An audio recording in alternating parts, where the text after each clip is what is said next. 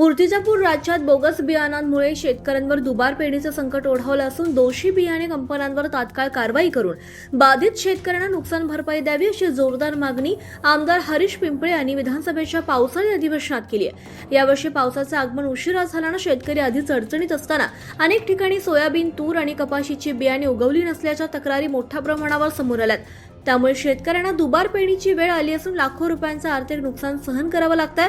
या गंभीर प्रश्नाकडे सरकारचं लक्ष वेधत आमदार पिंपळे यांनी विधानसभेत शेतकऱ्यांच्या न्यायासाठी ठाम भूमिका मांडली आहे। यावेळी त्यांनी शेतकऱ्यांची फसवणूक करणाऱ्या अंकुर सीड म्हणजे चारू तूर, न्यूझीलंड आणि मंगलम सीड म्हणजे कपाशी, तसंच बूस्टर, इंगो, Ravi, Oswal, KDM, green gold, Asian agro, Aditya, बिंगर आणि ईगल या सोयाबीन बियाणं कंपन्यांच्या विक्रीवर तात्काळ बंदी घालण्याची मागणी केली आहे। तसंच ज्या कंपन्यांच्या बियाणांमुळे शेतकऱ्यांचं नुकसान झालंय त्या कंपन्यांविरोधात फौजदारी गुन्हे दाखल करून कठोर कारवाई करण्यात यावी अशी मागणी सुद्धा त्यांनी केली आहे। बियाणे न उगवलेल्या शेतांचे तातडीनं शासकीय पंचनामे करून बाधित शेतकऱ्यांना शासन आणि संबंधित बियाणे कंपन्यांकडून त्वरित आर्थिक मदत आणि नुकसान भरपाई देण्याची मागणी सुद्धा त्यांनी सभागृहात लावून धरली। शेतकऱ्यांच्या हक्कासाठी आणि न्यायासाठी आमचा लढा कायम सुरू राहील। बोगस बियाणे विकून शेतकऱ्यांची फसवणूक करणाऱ्यांना कोणतीही दया दाखवू नये असं आमदार हरीश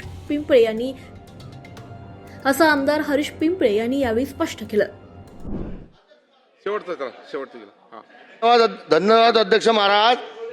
पहिले तर निसर्गानं शेतकऱ्याला मारलं आणि आता अध्यक्ष महाराज पाणी उशिरा आलं आणि उशिरा आल्यावर जे बियाणं सोयाबीनचं, तुरीचं, कपाशीचं पेरलं शेतकऱ्यांना ते निघालंच नाही।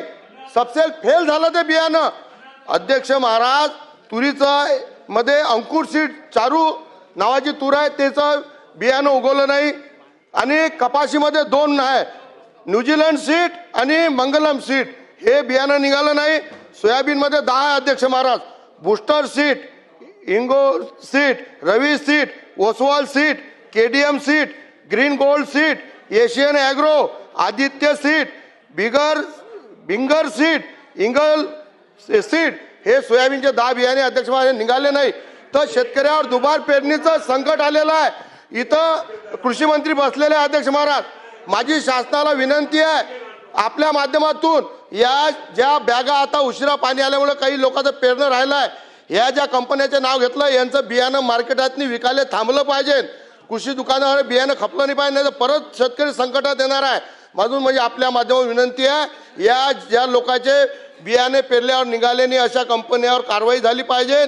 त्या शेतकऱ्याचा पंचनामे करून त्या शेतकऱ्याला कंपनीपासून आणि शासनाने मदत केली पाहिजे अशी माझी आपल्या माध्यमातून नम्र विनंती। Subscribe now and press the bell icon.